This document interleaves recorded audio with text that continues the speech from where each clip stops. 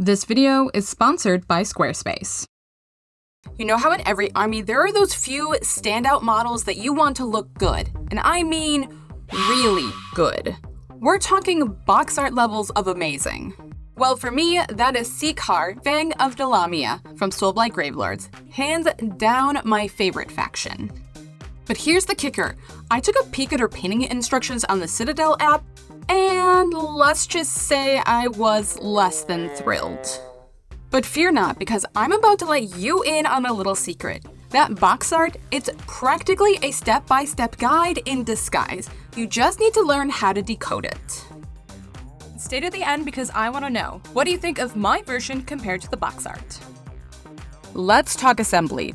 Seekar's armor is gorgeous. That corroded texture is just beautiful. But that helmet, it's giving one gust of wind and she's gone vibes. Not exactly fearsome vampire material. So we're doing a head swap with Lady Annika's noggin. Those sky-high locks are perfect to go with Seekar's flowing fabric. It's an undead match made in heaven. Assembly done, it's time to prime and get creative. Forget the instructions gray, we're laying down a deep purple magenta base. Purple's my go-to shadow color, and magenta's perfect for the pink fabric I want to do and the bronze non-metallic metal. Then it's zenithal, hot pink for the fabric, and a lighter pink to act as a roadmap for the fabric later. Alright, we all know that the official instructions are as useful as a screen door on a submarine. So let's talk deconstructing the box art into something we can apply to our own model. So what exactly do I mean by deconstructing a miniature? It's basically being a paint detective. You're looking at a photo, identifying where the highlights, midtones, and shadows hang out, and then recreating that magic on your own miniature. For the newbies here, here's a pro tip. Turn your photo black and white. Look at the whole model, then zoom in on each individual element. What shapes do you see? What landmarks are nearby? We are basically creating a mental roadmap of light and shadow. Now, if all of this talk and highlights and shadows has you scratching your head, don't panic. I've got a secret weapon for you. It's called posterizing. It's like putting your image through a magical filter that breaks it down into flat sections of color. Boom! Instant highlights, midtones, and shadows. I'll drop a link to a free posterizer in the description. Okay, let's start identifying our highlights, midtones, and shadows, starting with the highlights. We're looking for areas that practically glow, almost pure white. Hi, Mochi. Do you want to participate? You can stay as long as you shut up. You perfect little GW might make miniature painting seem hard, but creating a stunning website is easier than ever with Squarespace's new guided design system, Squarespace Blueprint. Choose from professionally crafted layouts, customize them to reflect your style quickly, and utilize Squarespace's drag and drop fluid engine for enhanced control. Seamlessly integrate your social media and accelerate your growth with integrated, optimized SEO tools. Seriously, Squarespace Blueprint is magic, and I can only dream of army painting one day being this easy. So whether you're selling online courses, physical products, or just showing off your work, get back to painting and playing faster by using Squarespace. When you're ready to start, head to squarespace.com for a free trial. And when you're ready to launch, use code LYLAMEV to save 10% off your first purchase of a website or domain. Alright, back to painting. Let's take a tour of this vampire lady's armor. 1. The plash art. Picture two rectangular shapes, one on each side of these corroded holes. They're not perfect rectangles though. They've got a bit of a curve at the top and bottom, following the shape of the armor. 2. The ribcage. Right below the breastplate cups, we've got a macaroni shape. It starts at the top of that cusped edge of the breastplate and then wraps around the cups. 3. The breastplate. On the cups of the breastplate, we've got something that looks like a bat wing. Seems fitting for a vampire lady, don't you think? It starts at the very top of the cup, down the length of it, ending at the seam where the cup meets the rest of the armor. Now let's zoom in on that thigh armor, because it's got some tricks up its leg. We've got 2 lines of light running down the front, interrupted by a single stripe of darkness down the middle. This light-dark light pattern is the secret sauce that makes your armor look metallic. And you might be thinking, Lyla, what are you talking about? I can only see a difference in value if I squint my eyes. It looks like solid color to me. And yeah, that's fair. The thing is that this is the most common pattern in non-metallic metal, so we are looking extra hard to find it. If, when you're looking at a model, you have a thought of, well, maybe that could be an alternating light-dark pattern, then it probably is.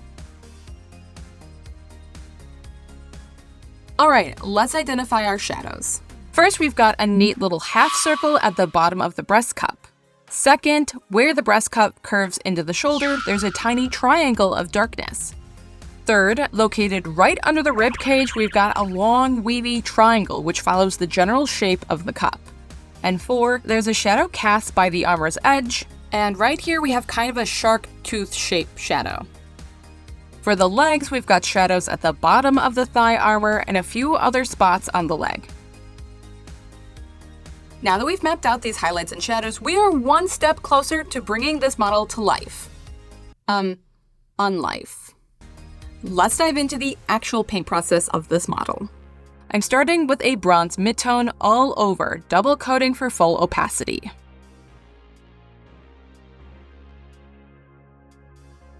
Then we'll start with the highlights. I'm mixing in ice yellow, perfect for brightening without going full on gold. I'm dotting in the first layer of midtones, applying them broadly over the stomach, ribs, and atop the breastplate cups.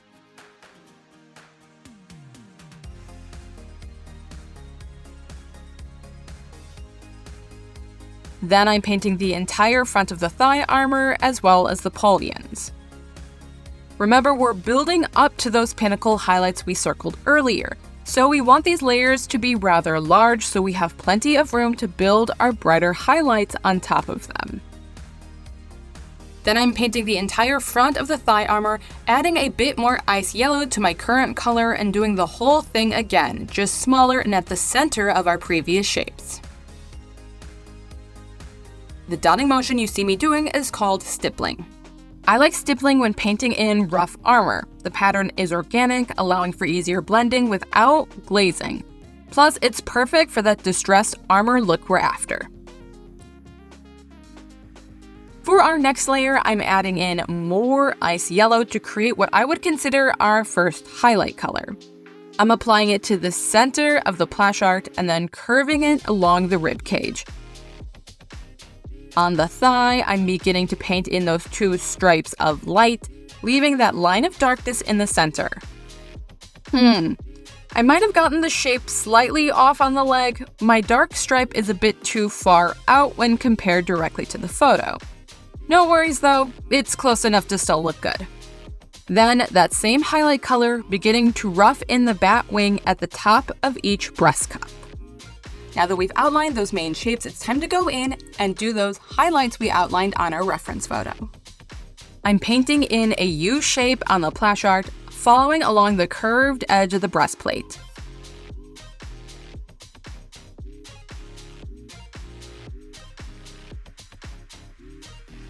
Then stippling in the batwing highlight and that macaroni shape on the ribcage.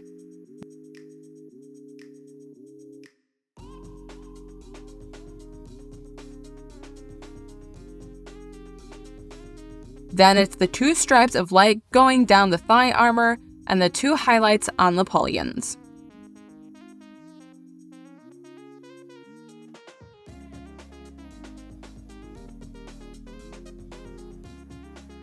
Finally, it's shadow time. We're using the same technique as before, gradually adding brick red to our midtone. We're building up those deep, dark shapes from our original sketch, just like before. Starting with large, lighter shapes and slowly going smaller and darker until we hit our darkest colors in the exact shapes of our reference photo. Alright, we're in the home stretch.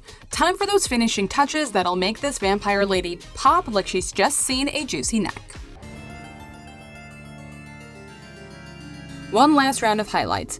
going in with pure white to add a small line of light down the center of each highlight, as well as hitting the edges of the armor with the side of my brush.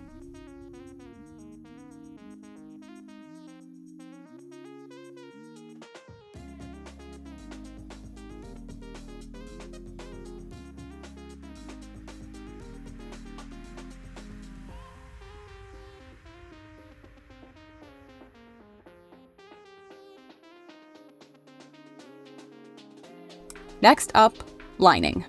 We're grabbing our trusty brick red and applying a small line around each edge of each piece of armor. This is going to help separate our armor and make each piece identifiable from a distance.